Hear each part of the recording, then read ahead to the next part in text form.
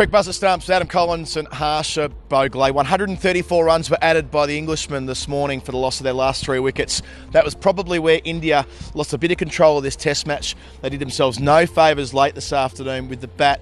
They've been this close throughout the course of the series, and it feels again they've given away some prize opportunities. Every time they're this close, and you're absolutely right, India at various times in this series have been this close, and then England have driven a wedge in like that and have made it that much bigger.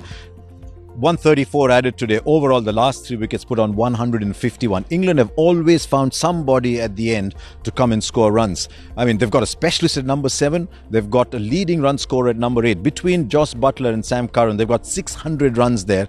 It's almost 500 runs more than India have made for wickets 7 to 11. And that's been the difference. They've always found someone to take them through to a respectable total. And then the bowlers have come back. Butler's 89 today was a fantastic innings. Yeah, it absolutely was. They lost 6 wickets in the final session today. They were probably hoping this rain that started as we're recording now would have came maybe an hour earlier. It might have stopped some of the carnage. But to go through the wickets, there were starts there, wasn't there, for almost the first time in the series. KL Rahul looked like a major contributor. Pujara was excellent as he was at Southampton. Kohli got to 49. But just when any of them looked like they were going to break through and really smash the door down, all 3 of them got themselves out. I mean, we're talking 37, 49. Yep. One of them, for India to chase down that 330, India needed one of them to go and get 100. And that didn't happen. I thought Pujara was looking very good, and then that nick. Rahul was looking the most positive he's looked at any time in this tournament. You got a beauty from Sam Curran. But just as India was starting to build a partnership, around over 30, we saw one of the best spells of this series from Anderson and Broad. And it told you just why between those two, they're among the best bowlers in the world at the moment. Anderson coming and swinging the ball around like that, almost got Kohli. It expressed his disappointment, which Dharmasena didn't like very much, but almost got Kohli. He hasn't got him in the series so far, but that just changed the game. And I think at key moments, England have just found players who take the game away that India haven't. That Anderson-Kohli duel is captivating cricket. It's true box office heavyweight stuff.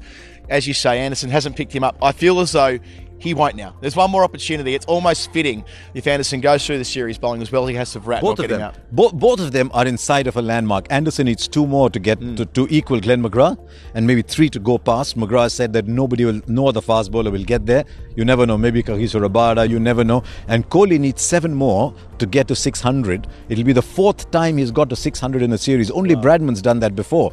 So Kohli's got something to play for. But the larger objective, unless India have a fabulous 3rd day, it's looking more and more like 4-1, isn't it? Rishabh Pant as well, coming in with quarter of an hour to stumps.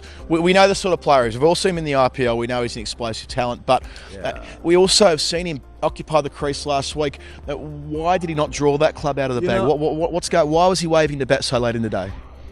You know, once when David Warner came in, and then we saw Hardik Pandya in South Africa come in, we saw a couple of others, and we thought, maybe the time is right to say the T20 players can now make the move and play red ball cricket even in bowler-friendly conditions. But this series has taken India back there, and Rishabh Pant is an example of that. We've discovered how difficult it is for someone who swings his bat with a heavy bat in white ball cricket to come up against the best bowlers in the world, and Rishabh Pant has fallen short. We didn't think we'd be saying that when he hit that first ball for 6, and we thought, right, here he is. Here's India's bright new hope. I think as a batsman, he just showed again today that there's distance to cover. Even though India are 7 down, they've got 2 men in the middle now who've made first-class triple hundreds. Yeah, there you go, first-class triple hundreds. Jadeja's came in Rajkot. Actually, he's had a good game. He's fielded well. He's picked up 4 wickets. His average is 29. If he scores to his average, he's got another 30.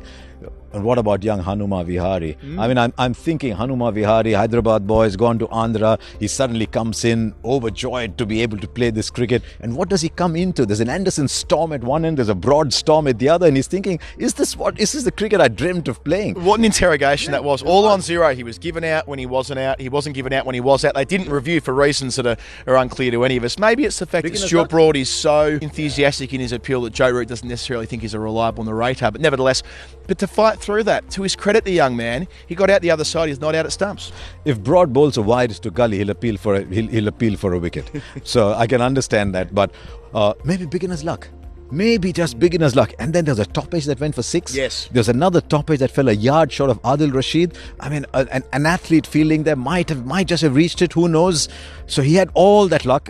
He played and missed a bit. An edge fell short of slip, but he's 25 not out. He can go to bed. He can call up his mother and say, you know what, Mom, I've got 25 on the board as an India cricketer. And that's a wonderful feeling to go to bed with. And I really hope he comes out and scores more runs. Maybe with Jadeja, it's 158. Can they get the lead down to 75? Don't think of taking apart the lead. You come to 75 maybe, but it's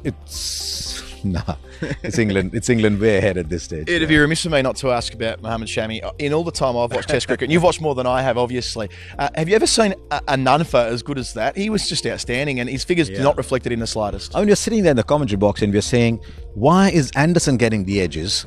And why is Shami not getting the edges? And I think it's someone with maybe a little more expertise to sit and analyze. Why was Shami not getting the edges? Was it that his line was just straight like that and going away, so maybe the batsman was missing it? Was Anderson's line a bit like this, which means the batsman would maybe drawn closer to the line of the ball? There could be so many reasons, but I have yet to see a spell. Maybe one spell from Umesh Yadav reversing the ball to Shakib Al Hasan in that Bangladesh Test match where the bat was a spectator to the journey of the ball. But I can't remember too many occasions where a bowler has beaten the bat so often and not got a wicket. India on the ropes. They're 158 runs behind England's first innings total of 332. They're a long way behind in the Test match, but we'll see tomorrow what they're made of. Will they have the resilience and the grit to find a way into a position of competitiveness in this Test match? We'll find out at Crick Buzz at Stumps with Adam Collins and Harsha Bhogle. Until then, good night.